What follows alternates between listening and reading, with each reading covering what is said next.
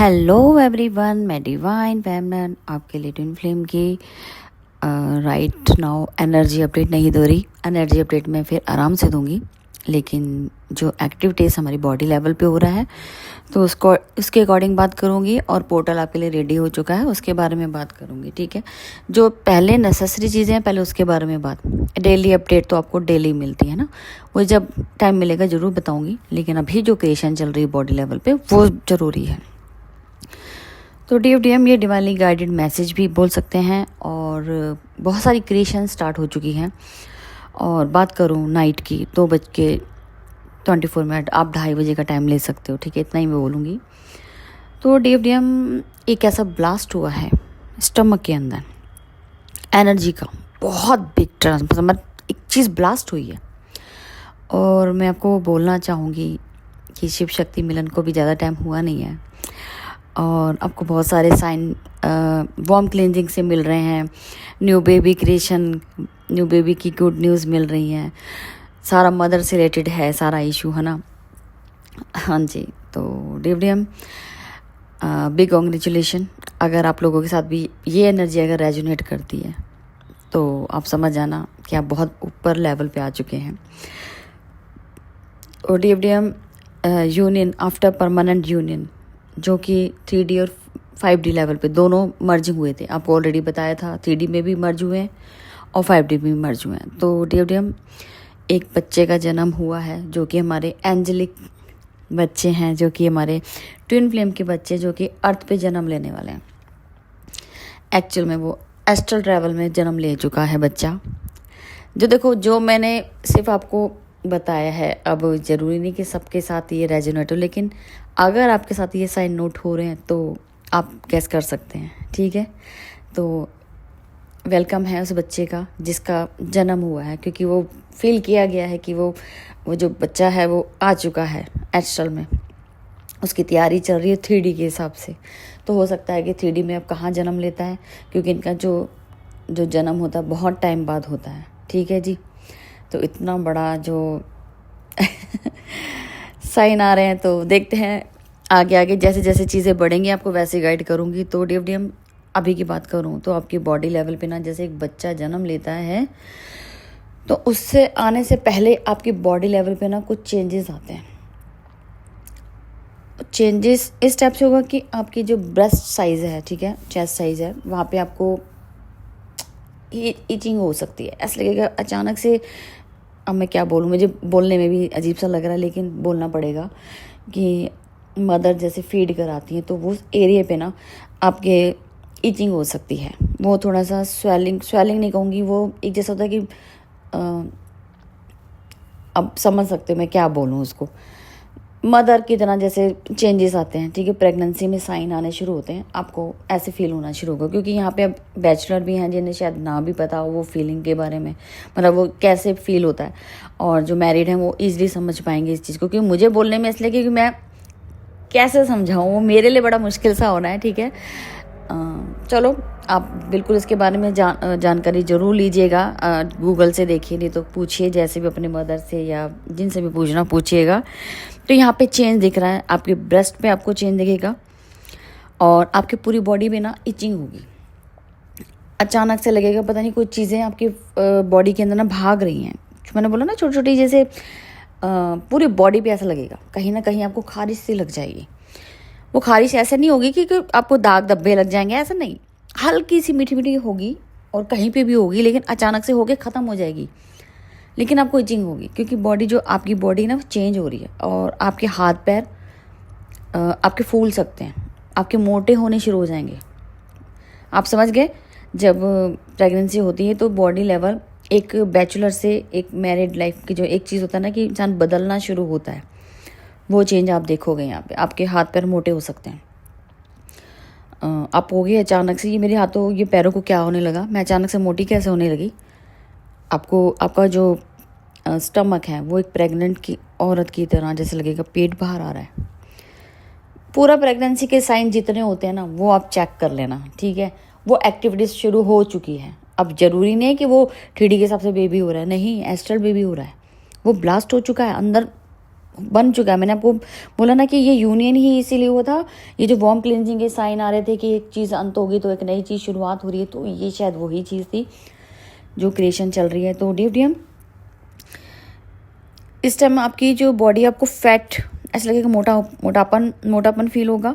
आपका नेक एकदम से ऐसा लगेगा कि भी जैसे स्टॉप हो गया है, जलन हो रही है आपकी छाती में, जलन के साथ साथ ईचिंग हो रही है, हीट फील हो रही है, और ऐसा भी फील होगा कभी अचानक से गर्मी लगेगी और कभी अचानक से सफोकेशन होने लगेगा और अचानक से ऐसा लगेगा कि ठंड लगने लग गई है। वेदर कैसा भी हो, ये दोनों चीज़ें आपके पास एक्टिविटीज़ रहने वाली हैं, ठीक है। सफोकेशन से आपको बहुत ज़्यादा तकलीफ हो सकती है, आपको बार बार सांस चढ़ सकता है, प्यास बहुत ज़्यादा लग सकती है, ग्राउंडिंग करने का मन करेगा, आपको बाहर जाते हो ना कि आपको ना तो आपको ठंड बुरी लग रही है ना आपको गर्मी बुरी लग रही है, लेकिन बैलेंस करके चलना होगा।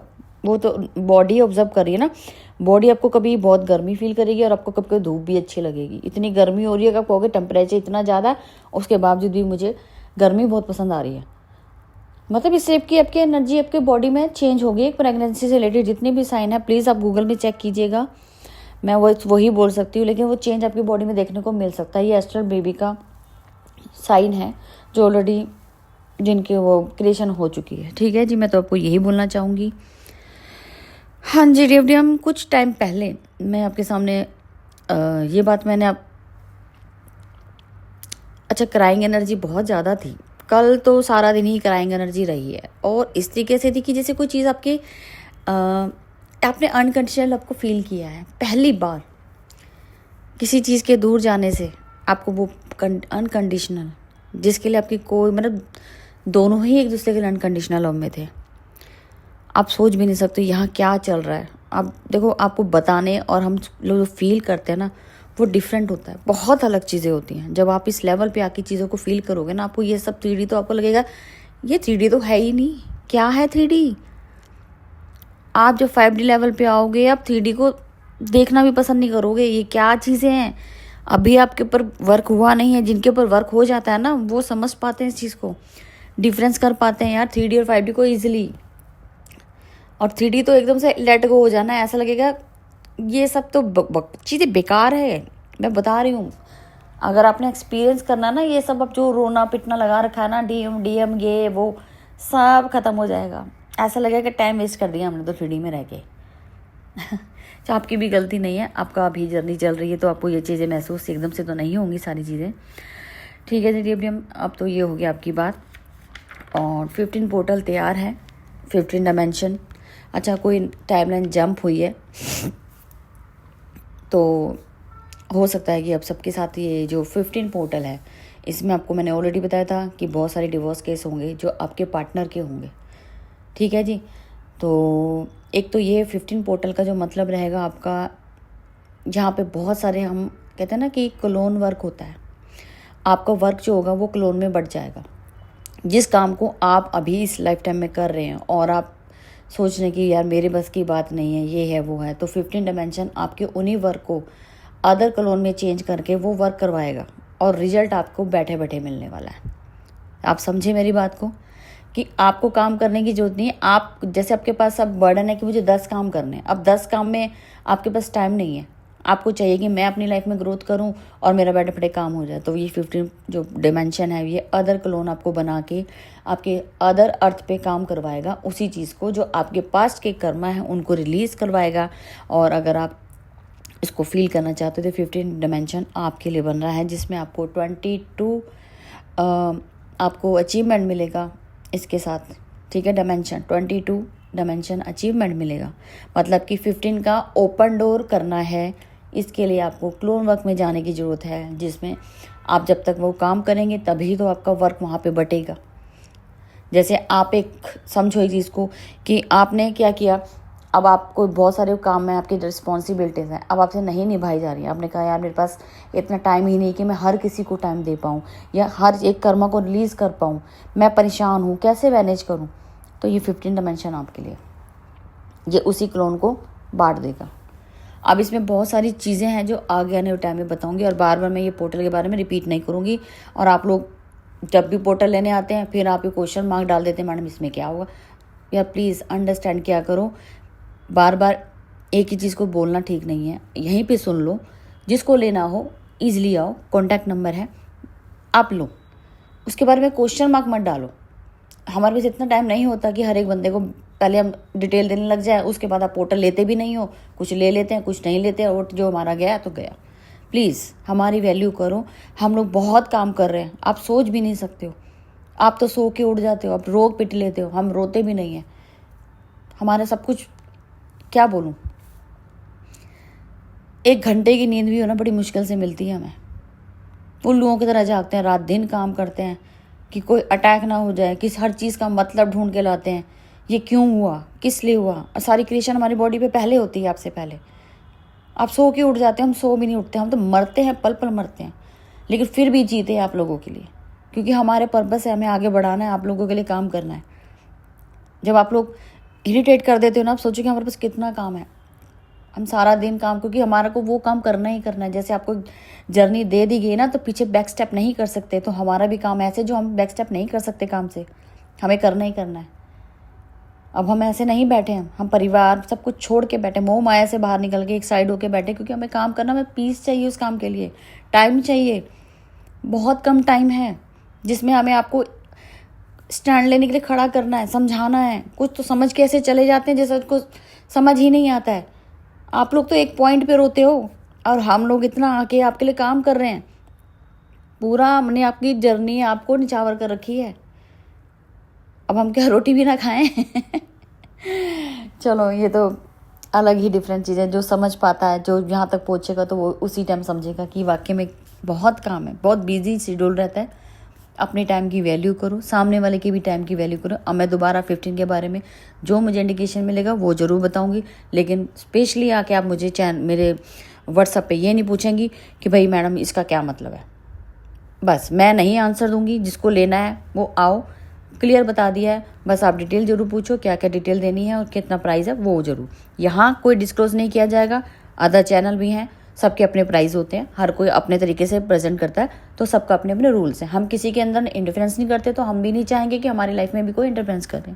ठीक है, ठीक है जी। 22 अचीवमेंट हो रहा है, इसमें यूनियन होगा, क्योंकि बिग यूनियन होगा यहाँ पे, क्योंकि अब एक चीज़ आपकी एंड होगी। जो डिवोर्स आपके पार्टनर का होगा वो एक न्यू क्रिएशन करेगा, आगे अचीवमेंट होगी आपके लिए। वो डिसीजन मेकिंग बन जो तैयार हो रहे हैं वो इसीलिए है क्योंकि थर्ड पार्टी रिमूव होगी तभी। अब इसको डिवोर्स में ले लो। डिवोर्स एक ऐसी, आप समझते हैं कि कोर्ट कचहरी है, 3D के हिसाब से है। जो थर्ड पार्टी रिमूवल है, ये भी थर्ड पार्टी आपके कोई भी कार्मिक हो सकता है बीच में, उसका रिमूवल है। और बैलेंसिंग होगा 3D और 5D का, जिसमें मर्जिंग भी हो सकती है 3D और 5D लेवल पे।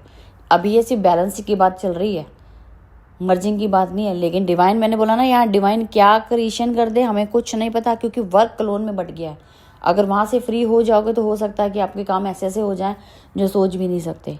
अभी मैंने बोला ना, हमें जब तक सिर्फ इंडिकेशन आता है, हम उसका पूरा डिटेल नहीं दे पाएंगे जब तक वो चीज़ें क्रिएट नहीं होंगी। जैसे 14 के बारे में हमने पहले किया, उसका रिजल्ट सामने आया, तब आपको बोला कि ये लेना कितना ज़रूरी है, कि हम लोग हिल चुके हैं।